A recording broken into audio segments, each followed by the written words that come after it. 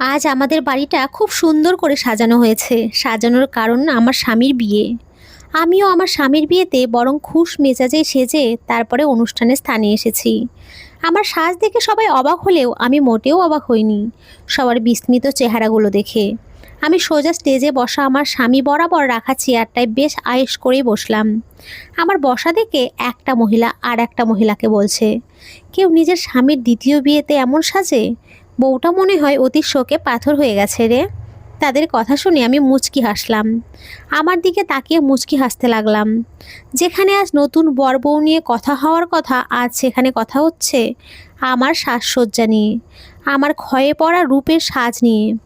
আর আমি তো শুনছি এই রকম কানাঘুষা শুনতে শুনতে একসময় আমার স্বামীর দ্বিতীয় বউ আসতেই সবাই যেন আরও সমালোচনা শুরু করে দিল। সবার মাঝে টান টান উত্তেজনা। সবার মনে একটা কথা, আর তা হলো শামীম এ কাকে বিয়ে করেছে, আর কেন তাকেই বিয়ে করলো। আমি আমার জায়গা থেকে এক চুল পরিমাণও উঠি নাই, ঠায় সেই চেয়ারটাতেই বসে আছি। আমার পাশের চেয়ারটায় আমার এক আত্মীয় এসে বসলো। শেফালি, এটা তোর বান্ধবী রুবি না? হ্যাঁ খালা, তুমি ঠিকই দেখেছো, এটা আমার প্রাণপ্রিয় বান্ধবী রুবি, ওরফে রুবাইত রহমান রুবি। আমার কথায় খালা আশ্চর্য হয়ে হলেন এবং বড় ধরনের একটা ধাক্কা খেয়ে বিস্মিত কণ্ঠে বলল, শামীম রুবিকে বিয়ে করেছে? আরও কতবার বলবো খালা? দাঁড়াও, আমি তোমাদের সবার কনফিউশন দূর করে দিচ্ছি। কথাটা বলে আমি সোজা স্টেজে উঠে গেলাম।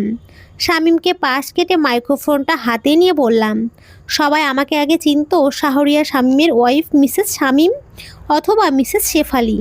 আমি শামীমের একমাত্র বউ ছিলাম। যেহেতু শামীম আর একটা মানে দ্বিতীয় বিয়ে করেছে, তাই আমি আর একমাত্র কথাটি আমার ক্ষেত্রে প্রয়োগ করতে পারলাম না। আর শামীম যাকে বিয়ে করেছে সে আমার প্রাণপ্রিয় বান্ধবী রুবাইত রুবি, যাকে সবাই রুবি নামেই জানে। সে আমার সতীন। আমার স্বামীকে বিয়ে করেছে আর স্বামী তাকে বিয়ে করেছে। বান্ধবীর খোলস ঝেড়ে ফেলে দিয়ে সে আমার সতীন হয়েছে। বান্ধবী থেকে সে আমার সতীনের খাতায় নাম লিখিয়েছে। আমার কথা শেষ না হতেই শামীম আমার কাছে এসে আমার হাতটা মুচড়িয়ে ধরে কানের কাছে ফিসফিস করে বলতে লাগলো, চলো আমার সাথে স্টেজ থেকে, আর একটা কথাও বলবে না। কেন বলবো না? তুমি কর্ম করেছো আর তার ফল পাবে না? তা হবে না, তুমি বরং আমার হাতটা ছাড়ো, আমার লাগছে শামীম। চলো তুমি আমার সাথে, হাত ছাড়ো বলছি। ছাড়বো না? কি করবে তুমি? হাতটা তুমি ছাড়বে না তাই তো? কথাটা বলেই আমি শামীমের হাতটা ঝাড়া দিয়ে ছাড়িয়ে নিলাম। আবারও বলতে লাগলাম, এই যে দেখছেন আমার স্বামীকে, ও কিন্তু আমার ফুফাতো ভাই ছিল, আমার ফুফুর ছেলে শামীম। তাকে আমি ভাইয়ের নজরেই দেখতাম, সম্মানও করতাম।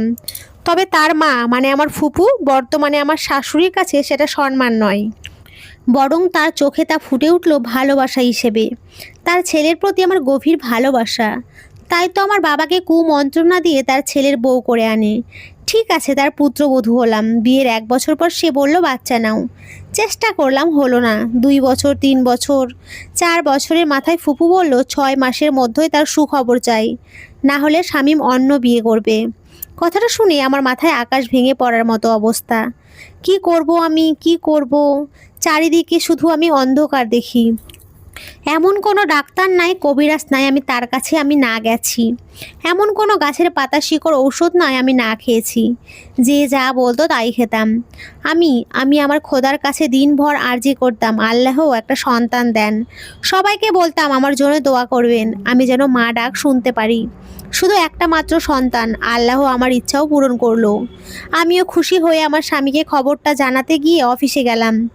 অফিসে গিয়ে দেখি আমার স্বামীর বুকে আমার প্রাণপ্রিয় বান্ধবী রুবি মাথা রেখে বলছে, শামীম আমাকে কবে বিয়ে করবে?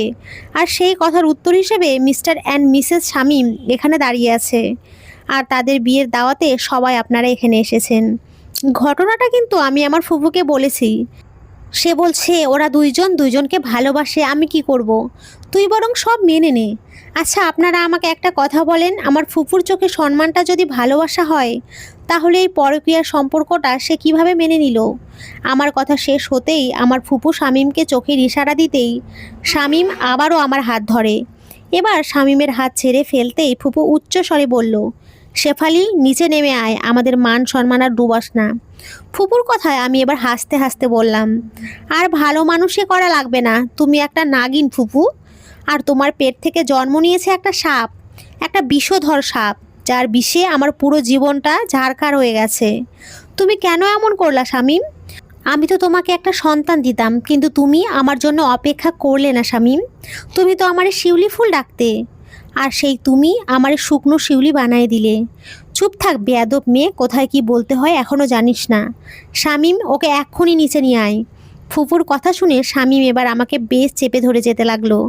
যাওয়ার সময় আমিও রুবির মুখে এক দলা থুতু মেরে বললাম, তোর মতো এরকম নারীর জন্যই আমার মতো নারীর সংসার ভাঙে। তুই একটা নর্দমার কীটের থেকেও জঘন্য। আমার কথা শুনে রুবি নিচের দিকে তাকিয়ে থাকলো। আমার কানে এখনও পাশের কথা ভাসছে। সবাই রুবি, শামীম আর ফুফুকে ছি ছি করছে। মনে মনে বললাম, যাক, ওদের মান সম্মান তাহলে বাজারে নিলামে উঠেছে, যার মূল্য কানা করিও নেই। তো বন্ধুরা, তোমরা সকলে ভালো থেকো, সুস্থ থেকো। নমস্কার।